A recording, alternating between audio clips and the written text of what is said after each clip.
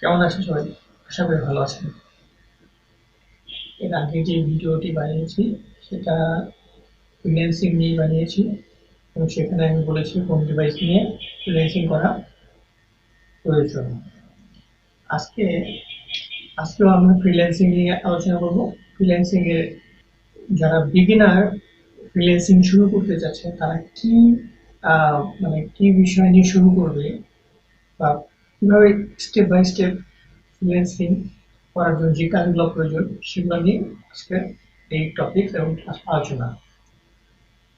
তো আপনার যারা শুরু করতে চাচ্ছেন তাদের আমি অ্যাডভাইস হিসেবে বলতে পারি যে ভালোভাবে যাচাই বাছাই করে তারপরে আপনি সেই প্রতিষ্ঠান বা সেই আহ, ব্যক্তির সাথে যুক্ত হবেন যাতে আপনি শিখতে পারেন। সবচেয়ে সহজ সহজ কয়েকটা বিষয় আমি বলে দিচ্ছি, সেটা হলো ডিজিটাল মার্কেটিং। এটা হলো খুব সহজ একটা কাজ। এটা যদি আপনি বুঝতে পারেন, শিখতে পারেন, তাহলে আপনি ভালো একটা ইনকাম বা আয় করতে পারেন বা নিজের ব্যবসাকেও আপনি ডিজিটালি প্রমোট করতে পারবেন। ঠিক আছে? সেটা। আরেকটা হলো এসইও। এটাও ডিজিটাল মার্কেটিং এর আওতায় পড়ে। ঠিক আছে? এই ডিজিটাল মার্কেটিং এর মধ্যে এগুলো কিছু কিছু আহ, সাইট আছে, সেগুলো আপনার শিখতে হবে। আর পাশাপাশি আপনি গ্রাফিক্স শিখতে পারেন। এটা আপনার হয়তো আপনার পেশা হিসেবে যদি নাও নেন, যদি আপনার ধারণা নেওয়ার জন্য শিখেন তাও অনেক বেটার। আপনার পরবর্তী যে কাজগুলো আছে সেগুলোকে অনেক হেল্প করবে আপনাকে। কাজের যে প্রোডাক্টিভিটি সেটা বাড়িয়ে দেবেন। ঠিক আছে? যেমন কোনো একটা ডিজাইন কিভাবে চিন্তা করতে হয় সেটা আপনার মাথায়। গ্রাফিক্স বিষয়টা আসলে খুব মজাদার একটা বিষয়। যারা এটা যারা এর মধ্যে আছে গ্রাফিক্স লাইনে, তারা বুঝতে পারে যে কি মজা গ্রাফিক্সে। কারণ একজন গ্রাফিক্স ডিজাইনারই আপনার যে মনের ভাবটা আছে সেই ভাবটা প্রকাশ করতে পারে একজন গ্রাফিক ডিজাইনার। একটা বিষয়কে প্রেজেন্ট করতে কিন্তু গ্রাফিক্সের খুব ভূমিকা পালন করে। সো গ্রাফিক্স ডিজাইন যদি আপনি ধরেন আপনি প্রফেশনালি না শিখেন, যদি আপনি যে বেসিকটা যদি জানা থাকে, তাহলে আপনার অনেক কাজে আপনার হেল্প করবে। বিভিন্ন ক্ষেত্রে, আপনার ব্যবসায়িক ক্ষেত্রে, আপনার জবের ক্ষেত্রে অনেক হেল্প করবে। যখন আমরা গ্রাফিক্স নিয়ে ডেডিকেটেড কোনো ভিডিও বানাবো তখন আমরা এই বিষয় নিয়ে ভালোভাবে আলোচনা করবো। তো আজকে যেহেতু আমি ফ্রিল্যান্সিং এর গাইডলাইন নিয়ে করছি, তাহলে আমি শর্ট করে গাইডলাইন গুলো বলে দেবো। কোডিং নিয়ে যাদের ইন্টারেস্ট আছে কোডিং করতে, তারা কোডিং এর কাজ করতে পারে। ওয়েব ডিজাইন ডেভেলপ বা মোবাইল অ্যাপ ডেভেলপ, ঠিক আছে, এগুলো নিয়ে আমরা কাজ করতে পারেন। যাদের ইন্টারেস্ট ডিপেন্ড করে। ঠিক আছে? তারপরে আরেকটা সহজ কাজ হলো ডাটা এন্ট্রি, যেটা সেটা আসলে ওই ডিজিটাল মার্কেটিং আওতায় ডাটা এন্ট্রিও পড়ে যায়। ঠিক আছে? এই হলো একটা আরেকটার সাথে কিন্তু ইন্টার কানেক্টেড। ঠিক আছে? এসইও, ডাটা এন্ট্রি, তারপরে ফেসবুক মার্কেটিং, টুইটার, ইনস্টাগ্রাম, এগুলো কিন্তু সব সোশ্যাল মিডিয়া এগুলো মধ্যে মধ্যে প্রয়োজন। তো আজকে আমি গাইডলাইন বলবো কিছু, যে ফ্রিল্যান্সিং করতে হলে, ফ্রিল্যান্সিং না, শুধু ফ্রিল্যান্সিং না, আপনি যদি কম্পিউটার জানা থাকে আপনি যে কোনো কিছুই করতে পারবেন। শুধু কাজ শিখতে হবে, বুঝতে হবে যে এটার কাজ এইটার উপর এই কাজ করে আমি এই জিনিস করতে হবে। তো যারা একেবারে বিগিনার তাদের জন্য আমি প্রথমেই সাজেস্ট করব যে কম্পিউটারের যে বেসিক কোর্স আছে সেই কোর্সটা ভালোভাবে আয়ত্ত করা। বেসিক কোর্সটা কি? বেসিক কোর্সটা হলো অফিসিয়াল প্রোগ্রাম, যেটা MS Word, Excel, PowerPoint include থাকে এবং ইন্টারনেট ব্রাউজিং। ঠিক আছে? তো এই হলো বেসিক কোর্স। কারণ আপনি যখন ফ্রিল্যান্সিং নিয়ে উদ্যোগ নিয়েছেন তখন আপনার এই কাজটা শেখা জরুরি এই কারণে, কারণ পরবর্তীতে আপনার যে আপ লেভেলের কাজগুলো করতে যাবেন তখন আপনাকে এই যে যে বেসিক লেভেলের কাজটা সেটা কিন্তু আপনাকে অনেক হেল্প করবে, অনেক সাহায্য করবে। তাই বেসিক লেভেলের কাজটা খুবই জানা জরুরি।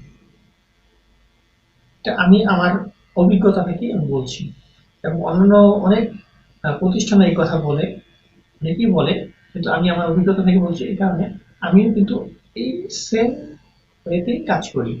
আমার কিন্তু বেসিক জানা থাকার কারণে আমি বেশ অনেক কিছুই শিখতে পারি খুব সহজে। অনলাইন থেকেই শেখা যায়, ফ্রি, সম্পূর্ণ ফ্রি। ফ্রি বলতে আমি ফ্রি বলবো না যে একেবারে ফ্রি, কারণ আমার ইন্টারনেট কস্ট আছে, সময় টাইমের কস্ট, টাইম আছে, একটা টাইম আমি ব্যয় করি, তো ওইটা একটা কস্ট আছে, ওইটা ওই কস্ট।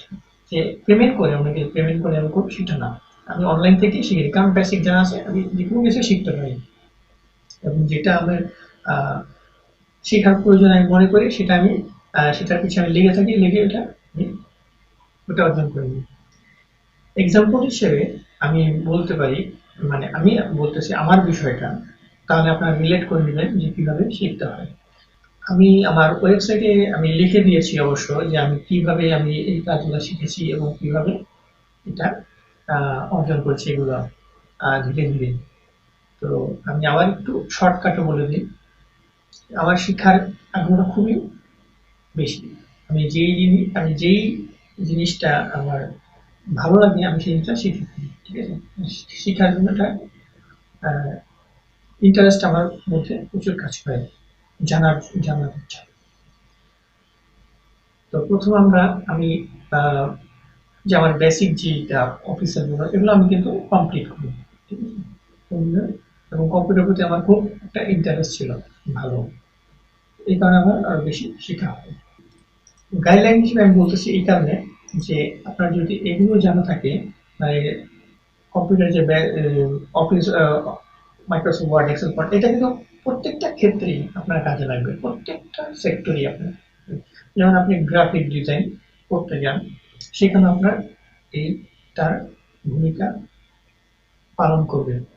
তারপরে আপনি যদি ওয়েব ডিজাইন ডেভেলপমেন্ট করেন, তারপরে এটার ভূমিকা পালন করবে, কারণ আপনার অনেক জিনিস আপনার রিসার্চ করতে হবে, অনেক জিনিস আপনার সেভ করে রাখতে হবে, অনেক কিছু, অনেক ডকুমেন্ট বা অনেক ইনফরমেশন, সেটা কিন্তু আপনার এই মাইক্রোসফট ওয়ার্ডেই সেভ করতে হয়। এই অনলাইনে কিন্তু তাদের আহ, যেমন গুগল শিট, গুগল ডক, ঠিক আছে, এগুলো কিন্তু এখন অনলাইনেই থাকে। আপনি ওইখান থেকেও এটা শিখতে পারলে ওইটাও কিন্তু আপনার হেল্প হবে, অনেক হেল্প হবে। তো গাইডলাইন হিসেবে প্রথমে বলতেছি যে বেসিকটা আপনি ক্লিয়ার করবেন ভালোভাবে, তারপর আপনি যে বিষয় নিয়ে কাজ করতে চান সেই বিষয়ের উপর আপনি ট্রেনিং নেবেন এবং প্র্যাকটিস করবেন। সবচেয়ে বড় বিষয় হলো যে ফ্রিল্যান্সিং নিয়ে অনেক ধোঁকাবাজির জাল ফেলে বসে আছে, অনেকেই বসে আছে ধোঁকাবাজির জাল ফেলে বসে আছে এই ফ্রিল্যান্সিং সেক্টর নিয়ে। আর এটা অনেকেই ধোঁকা খাচ্ছে এই সেক্টরে ফ্রিল্যান্সিং শিখতে গিয়ে। আর অনেক অসাধু আহ, ব্যক্তি আছে যারা এই পেশাটাকে কাজে লাগিয়ে তারা টাকা ইনকাম করে নিচ্ছে। কারণ এটা এমন একটা সেক্টর, এমন একটা জিনিস যেটা আপনার ভালোভাবে স্কিল হতে হয় এবং ভালোভাবে কাজ শিখতে হয়। আর এই কাজ যদি না জানা থাকে আর না বুঝতে পারেন তাহলেই আপনি ধোঁকার শিকার হবেন। কারণ এই যে বলেছি যে জাল পেতে বসে আছে ধোঁকার, সে জালে আটকে যাবেন, মাকড়সার জালের মতো সেভাবে আটকানো, আটকিয়ে যাবেন। কারণ তারা লোভনীয় লোভনীয় আপনাকে অফার দিবে, অফার দিয়ে আপনাকে তাদের জালে আটকাবে। আজ পর্যন্ত কেউ রাতারাতি কোনোভাবে সাকসেসফুল পায়নি, এটা হলো একদম ফ্যাক্ট। যেটা রাতারাতি কেউ সাকসেস পায়নি, এর পিছনে অনেক সাধনা, অনেক মেহনত আছে। ঠিক আছে? অনেকে আপনাকে যে লোভনীয় লোভনীয় আপনাকে যে ইটা বলবে, জিনিসটা মানে লোভনীয় যে আকর্ষণীয় কথাগুলো বলবে, সেগুলোর মধ্যে লজিক্যাল জিনিসগুলো খুঁজে বের করবেন। যদি আপনি না বুঝেন তাহলে এমন একজন ব্যক্তির সাথে আলাপ করবেন যে এই বিষয়ে ভালো বুঝে। ঠিক আছে? তাদের সাথে আলাপ করে আপনি জেনে নেবেন যে তারা এই কথা বলছে, এটা আসলে কি সম্ভব, জাস্ট জাল পালিয়ে বসে আছে আমাদেরকে ধরার জন্য। তো এই বিষয়ে খুবই সতর্কতা থাকা প্রয়োজন। তো যেহেতু আহ, উম, আহ, বিভিন্ন যারা তাদেরকে বললাম প্রথমে যে বেসিকটা ক্লিয়ার করুন ভালোভাবে। আর তারপরে আপনারা যে বিষয় নিয়ে শিখতে চান সেই বিষয়ে অনলাইনে ভালোভাবে সার্চ করবেন। সার্চ করে ফ্রিতে শেখা যায়, ফ্রিতে শেখা যায়, কিন্তু ফ্রিতে শিখলে কি হয়, আমি ফ্রি এবং পেইডের বিষয়টা একটু ক্লিয়ার করে দিই, তাহলে আপনাদের জন্য খুব সুবিধা হবে। ফ্রিতে বিষয়টা হলো আপনি শিখতে পারবেন, কিন্তু আপনার খুব সময় লাগবে, অনেক সময় লাগবে একটা বিষয় শিখতে। যেমন আপনি অনলাইনে অনেক সার্চ করবেন, অনেক সাইটস যাবেন, অনেক ভিডিও দেখবেন, অনেক টিউটোরিয়াল দেখবেন। সেখান থেকে এক এক টিউটোরিয়াল কিন্তু একেকজন কিন্তু একেকভাবে আপনাকে বুঝাবে, একভাবে একেক থিওরিতে বুঝাবে। কিন্তু সেম জিনিস, সেম গ্রাফিক্সে শিখাবে, কিন্তু বিভিন্ন থিওরি শিখাবে। তো ওইগুলো আপনার যখন দেখবেন যে সবার মধ্যে সিমিলারিটি কি আছে, সেগুলো এক যখন যখন সিমিলারিটি যখন খুঁজে পাবেন, তখনই আপনি দেখবেন যে আপনার সেই জিনিসটা ভালোভাবে আয়ত্তে আসছে। আর এই জিনিসটা করতে আপনার দীর্ঘ সময় লেগে যাবে। আর পেইড কোর্স যেটা বললাম, যদি কারোর কাছ থেকে পেইড কোর্স নেন, অরিজিনাল অরিজিনাল পার্সনের কাছ থেকে, ফেক না, অরিজিনাল পার্সনের কাছ থেকে পেইড কোর্স নেন, তাহলে কি হবে, আপনি শর্ট সময়ের মধ্যে অনেক কিছু শিখতে পারবেন।